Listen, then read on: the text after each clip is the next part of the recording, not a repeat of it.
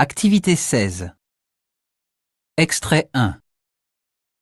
Parce qu'il y a des langues tout aussi difficiles que la langue française, mais la particularité de la langue française, c'est qu'on écrit des sons qu'on ne prononce pas. Exactement. On écrit on n'entend pas tout ce qu'on écrit. Et puis il y a un manque de logique, c'est-à-dire que pourquoi dans ce mot-là il y a 2 P, dans celui-là il n'y en a qu'un.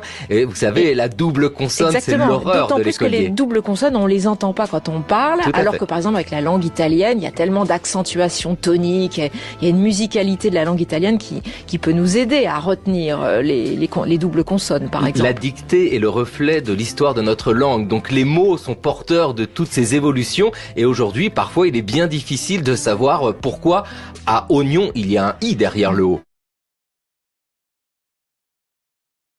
Extrait 2.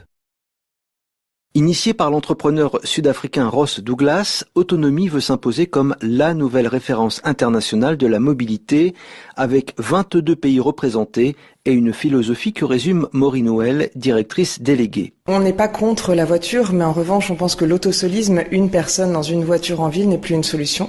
Donc nos voitures, elles doivent être électriques, elles doivent être partagées, elles doivent être connectées pour fluidifier le trafic, et demain, elles seront autonomes. Ensuite, il faut privilégier la multimodalité, donc à la fois avoir des gens qui se déplacent dans des véhicules 4 roues, mais dans des 2 roues, dans des 3 roues, dans des 1 roue, à pied, à vélo. En covoiturage, il y a un nombre de solutions assez impressionnants qui existent déjà aujourd'hui et que les gens ne connaissent pas forcément. Comme par exemple les scooters électriques partagés. Activité 17.